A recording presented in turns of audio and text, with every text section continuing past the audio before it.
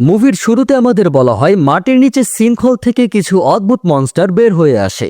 মনস্টারগুলো প্রায় অনেক মানুষ ধরে খুন করে ফেলে এবং সেখান থেকে অল্প সংখ্যক সার্ভাইভার মূলত ৮,০০০ ফিট উচ্চতায় থাকতে শুরু করে, কারণ মনস্টারগুলো ৮,০০০ ফিট উচ্চতায় যেতে পারত না। এগুলো যেহেতু মানুষ খুন করত, তাই এদেরকে রিবার্ডস নাম দেওয়া হয়। মনস্টারগুলোকে কোনোভাবেই ধ্বংস করা যাচ্ছিল না, কারণ তাদের গায়ের চামড়া অনেক মোটা ছিল। তাদের গায়ে গুলি করলেও সেটাই তাদের তেমন কোনো ক্ষতি হতো না। সেই অদ্ভুত মনস্টারদের জন্য একটি সীমানা তৈরি করা হয়। তারা ৮,০০০ ফিটের উচ্চতায় যেতে পারত না, তাই বেঁচে থাকা সার্ভাইভার্সরা উপরে থাকতে শুরু করে। আমাদের ৩ বছর আগে রকি মাউন্টেন কলোরেডো নামক শহর দেখানো হয়। সেখানে আমাদের হান্টার নামের একটি ছোট্ট ছেলেকে দেখানো হয়, যে পাহাড়ের চূড়ায় বসে অন্য শহরের মানুষদের দেখার চেষ্টা করছিল।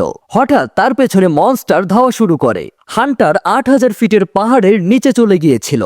সে কোনোভাবে দৌড়ে সাদা দাগ ক্রস করে, কারণ এই সীমানাটি মূলত ৮,০০০ ফিট উচ্চতা বোঝায়, যেখানে মনস্টার ঢুকতে পারবে না। আমরা লস্ট গার্লস রিফিউজ নামে একটি শহর দেখতে পাই। সেখানে মাত্র ১৯৩ জন মানুষ বসবাস করে। বাকি সব মানুষদের এই মনস্টার, যাদের রিবার্ডস বলা হয়, তারা খুন করে ফেলেছে। এই শহরকে ৮,৪২০ ফুট বোঝায়, যেখানে হান্টার এবং তার বাবা উইল একাই বসবাস করে। এখানে আমাদের হান্টার এবং তার বাবা উইলকে দেখতে পাই। উইল অলরেডি সবকিছুই জেনে গিয়েছিল যে হান্টার সাদা দাগের বাইরে গিয়েছিল। হান্টার তখন তার বাবাকে বলে, আমি শুধু অন্য শহরের মানুষদের দেখতে চেয়েছিলাম। উইল তখন বলে, এখানে ৮,০০০ ফিট উচ্চতায় অক্সিজেনের মাত্রা অনেক কম থাকে, যার কারণে হান্টারের ফুসফুসের প্রবলেম দেখা দেয়। তাই প্রতি রাতেই হান্টারের জন্য অক্সিজেনের প্রয়োজন হয়। উইল তার ছেলেকে বলে, এই অবস্থায় দৌড়াতে দৌড়াতে যদি তার ফুসফুস ফুলে যেত, তখন সে কি করত। হান্টার তখন তার বাবার কথা বুঝতে পারে এবং সে এমনটা আর কখনো করবে না বলে তার বাবাকে জানায়। আসলে হান্টারের মা তারার মৃত্যু এই রিপার্সদের কারণেই হয়েছিল। এই কারণে উইল তার ছেলেকে হারাতে চায় না। এরপর আমরা উইলকে কেটি নামের একজন মহিলার সাথে দেখতে পাই। মূলত কেটি উইলের ওয়াইফের ফ্রেন্ড ছিল। কেটিকে আমরা শিকার করতে দেখি। কেটি উইলকে আজকের সকালের কথা জিজ্ঞাসা করে। তখন উইল সব কথা কেটিকে বলে, যে হান্টার পাহাড়ের সীমানার বাহিরে গিয়েছিল অন্য শহরের মানুষদের খুঁজতে। তখন কেটি উইলকে বলে, হান্টার একা একটি বাচ্চা পুরো শহরে, যার কারণে সে একা ফিল করে। ওর কাছে এসব নর্মাল মনে হচ্ছে। তখন উইল বলে, অ্যাটলিস্ট সেখানে সে খেলতে তো পারে। সীমানার বাহিরে বাচ্চাদের খোঁজার আশায় সে শেষ হয়ে যাবে। এরপর তারা একসাথে বাসার দিকে যাওয়া শুরু করে। তখন আমরা নিনা নামের আরেকজন মহিলাকে দেখতে পাই, যে একটি মেটালের উপর গান পয়েন্ট করে গুলি করছিল, কিন্তু গুলির কোনো প্রভাব মেটালের উপর পড়ছিল না। আসলে এটি সেই রিপার্সের চামড়া, যেটি লোহার চেয়েও শক্তিশালী। আসলে নিনা এবং তারা এরাও বেস্ট ফ্রেন্ড ছিল এবং তারা সেই রিপার্স নিয়ে রিচার্জ করত। তারা দুজনই ভালো রিচার্জার অ্যান্ড সায়েন্টিস্ট ছিল। একদিন রিপার্স নিয়ে রিচার্জ করার সময় তারার মৃত্যু হয়। আমরা দেখতে পাই এখনো উইল তার স্ত্রীর মৃত্যুর খারাপ স্বপ্ন দেখে। তারার মৃত্যু সে এখনো মেনে নিতে পারেনি। আর এর মাঝেই হান্টারের ফুসফুসের সমস্যা হয়। উইল যখনই তাকে অক্সিজেন সিলিন্ডার দিয়ে অক্সিজেন দিতে চাচ্ছিল, তখন সে খেয়াল করে অক্সিজেন প্রায় শেষের পথে। সেটা আনতে হলে সীমানার বাইরে যেতে হবে, যেটা খুবই বিপজ্জনক। পরের দিন হান্টারের বার্থডে ছিল, তাই উইল দোকানে গিয়ে লাস্ট মেক এন্ড চিজ নিয়ে আসে হান্টারের জন্য। পরে উইল হান্টারকে বলে দেয় সে অক্সিজেন সিলিন্ডার আনতে পাহাড়ের নিচে যাবে। হান্টার তাকে যেতে নিষেধ করে, কারণ সে তার বাবাকে হারাতে চায় না। উইল বলে তার কিছুই হবে না এবং সে জলদি ফিরে আসবে। এর পরের দিন সে নিনার কাছে যায় এবং তাকে সব বলে। উইল নিনাকে বলে তার সাথে যেতে, কিন্তু নিনা যেতে চায় না। মূলত নিনাই একমাত্র ব্যক্তি ছিলেন যে রিপার্সদের হাত থেকে বেঁচে ফিরেছিল। উইল তাকে অনেকবার বলে, তখন নিনা বলে রিপার্স তাদের মেরে ফেলবে। উইল বলে, তুমি তো একবার বেঁচে ফিরেছিলে। নিনা বলে, আমি আমার লাকের কারণে একবার বেঁচে গিয়েছিলাম, বারবার ভাগ্য সাথে থাকে না। এটা বলে সে উইলকে না করে দেয়। উইল বলে নিচে সীমানার বাইরে তারার ল্যাব আছে, সে সেখান থেকে রিপার্স সম্পর্কে জানতে পারবে। উইল যাওয়ার সময় বলে সে ৮টা বাজে সীমানার বাইরে যাবে। নিনা যদি যেতে চায় তার সাথে আসতে পারে, না হলে সে একাই চলে যাবে। নিনা সেদিন রাতে তারার ভয়ঙ্কর স্বপ্ন দেখে এবং সে উইলের সাথে যেতে রাজি হয়ে যায়। পরের দিন তারা দুজন অস্ত্র নিয়ে নেয় এবং যাওয়ার প্রস্তুতি নেয়। তখনই কেটি আসে এবং সে তাদের সাথে যাবে বলে। কেটি মূলত তারার খুনের বদলা নিতে চাচ্ছিল রিপার্সদের কাছ থেকে। উইল তাকে বলে তার এখানে থাকা প্রয়োজন, কিন্তু কেটি রাজি হয় না, কারণ সে তাদের সাথে যাবে সেটা সে জানিয়েই দেয়। উইল তাকে আর কিছুই বলল না। নিনা তাকে তার ভাষায় বোঝানোর চেষ্টা করে, কিন্তু কেটি তার কথায় পাত্তা দেয় না। উইল হান্টারের সাথে দেখা করতে যায় এবং সে বলে সে অবশ্যই হান্টারের কাছে ফিরে আসবে। তারপর তারা তিনজন মিলে সীমানার নিচে চলে আসে এবং যাওয়ার পথে তারা মিলিটারির গাড়ি দেখে। সেখান থেকে নিজেদের জন্য কিছু ওয়েপন নিয়ে নেয়। ওয়েপন নেওয়ার সময় যখনই তারা যাবে, নিনা অ্যান্ড কেটির ঝগড়া শুরু হয়ে যায়, যাদের উইল অনেক কষ্টে থামায়। পরে তারা আবার সামনে আগায়। সামনে আগানোর পর জঙ্গলের ভেতর তারা কিছু ঘোড়া দেখতে পায়। তখন তারা বুঝতে পারে রিপার্স শুধুমাত্র মানুষের উপরই আক্রমণ করে, অন্যান্য প্রাণীদের কিছুই করে না। তারপর তারা আল্টা ভিটা স্কাই এরিয়াতে আসে, যেটা 7620 ফিট উপরে ছিল। তারা সামনের দিকে আগায় এবং তারা স্কিল লিফট দেখতে পায়। তাদের সামনের রাস্তায় যেতে হলে এটা পার হয়ে যেতে হবে, কিন্তু তখনই নিনা বুঝতে পারে তার আশপাশে একটি রিপার্স আছে। আসলে সে তার নিজের তৈরি ঘড়ির মাধ্যমে বুঝতে পারে আশপাশে রিপার্স আছে কিনা। এই ঘড়িটি মূলত রিপার্সের পালসকে সেন্স করতে পারত। তারপর হঠাৎ একটি রিপার্স তাদের সামনে চলে আসে। উইল স্কিল লিফট স্টার্ট করতে যায়, আর অন্যদিকে কেটি আর নিনা রিপার্সকে গুলি করতে থাকে, কিন্তু বুলেটে রিপার্সের কোনো ক্ষতি হচ্ছিল না। তারপর স্কিল লিফট চালু হয়ে যায় এবং উইল আর নিনা উপরে উঠে যায়, কিন্তু কেটি নিচে থেকে যায়। আর রিপার্স একদম তার কাছে চলে এসেছিল। কেটি তাড়াতাড়ি উপরে উঠে স্কিল লিফটের উপরে লাফ দেয়, কিন্তু রিপার্স স্কিল লিফটটাই ভেঙে ফেলে এবং তারা নিচে পড়ে যায়। তারা কোনোভাবে দৌড়ে সীমানার ভিতরে গিয়ে নিজেদের জান বাঁচিয়ে ফেলে।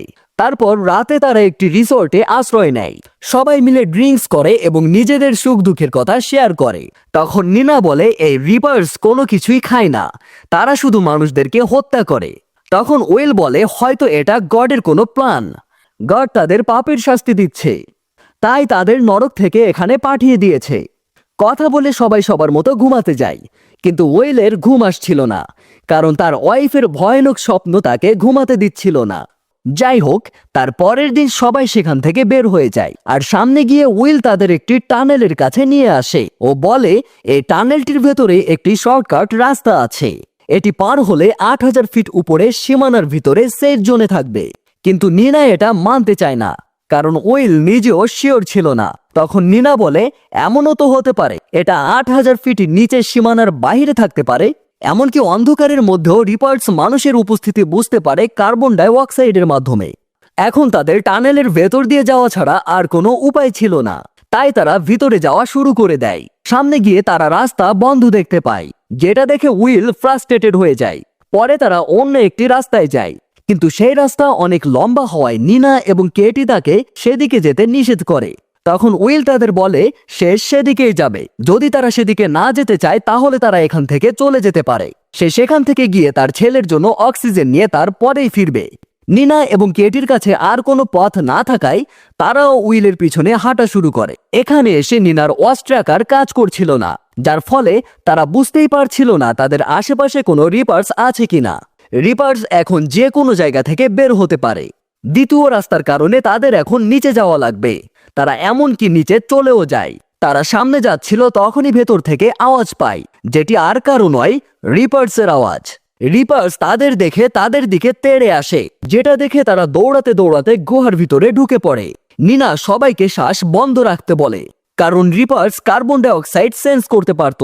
আর তখনই রিপার তার 10 সেন্স গুহার ভিতরে ঢুকিয়ে দেয় দেখার জন্য, কারণ তারা সবাই শ্বাস আটকে রেখেছিল, যার ফলে রিপার্স কিছুই বুঝতে পারছিল না। আর তখনই উইল একটি বোম অন্যদিকে মারে, যার কারণে রিপার্স কনফিউজড হয়ে যায় অ্যান্ড উইলরা নিঃশ্বাস নেওয়া শুরু করে আর সেখান থেকে পালানো শুরু করে। কিন্তু তখনই কেটি ভুল করে অন্য রাস্তায় চলে যায়, যার ফলে রিপার্স তার 10 সেন্স দিয়ে কেটিকে ধরে ফেলে আর তাকে নিজের সাথে নিয়ে যায়। সেই রিপার্সটি আবার সেদিকে আসা শুরু করে এবং এটি দেখে উইলরা সেখানকার সিঁড়ির মাধ্যমে উপরে উঠে বের হয়ে যায়। নিনা অ্যান্ড উইলের কেটির জন্য অনেক কষ্ট হচ্ছিল, তাও তারা সামনে এগোনো শুরু করে। তারা সামনে একটি গাড়ি পায়, যার ভেতরে মেক এন্ড চিজ ছিল, যেগুলো তারা খেয়ে নিজেদের ক্ষুধা মিটায়। তারপর উইল নিনাকে জিজ্ঞাসা করে তার আগের ল্যাবে এমন কি আছে। নিনা তখন বলে সেখানে পারিগ্লেজ আছে, সেটি আসলে কিউবিক ভার্জিন অফ ম্যাগনেসিয়াম। আসলে যে রিপার্স গুলো হয় সেগুলো ইলেকট্রিক ভাবে চার্জ হতে হয়। এর মাঝে যদি বুলেটকে পারিগ্রেডের সাথে যুক্ত করে রিপার্সকে শুট করা হয়, তাহলে কম সময়ের জন্য এক আনকন্ট্রোলেবল ইন্টারনাল কম্বিশন হবে, যার কারণে ব্লাস্ট হবে। যার ফলে আমরা রিপার্সকে ভেতর থেকে মারতে পারবো। পরের দিন তারা একটি গাড়ি নিয়ে যত দ্রুত সম্ভব হসপিটালের দিকে আসতে শুরু করে, যাতে রিপার্সের নজর তাদের দিকে না পড়ে। তারা হসপিটালে চলেও আসে এবং অক্সিজেন সিলিন্ডার খুঁজতে শুরু করে দেয়, কিন্তু এরই মধ্যে সেখানে একটি রিপার্স চলে আসে। তারা বুঝার সাথে সাথে পালানো শুরু করে, কিন্তু রিপার্স তাদের পেছনে ভালোভাবেই লেগে যায়। রিপার্স উইলকে ধরে ফেলে, বাট নিনা তাকে বাঁচিয়ে ফেলে। এরপর তারা সবাই দৌড়ানো শুরু করে, কিন্তু একটি রুমের সামনে এসে উইল থেমে যায়, কারণ সেখানেই অক্সিজেন সিলিন্ডার ছিল।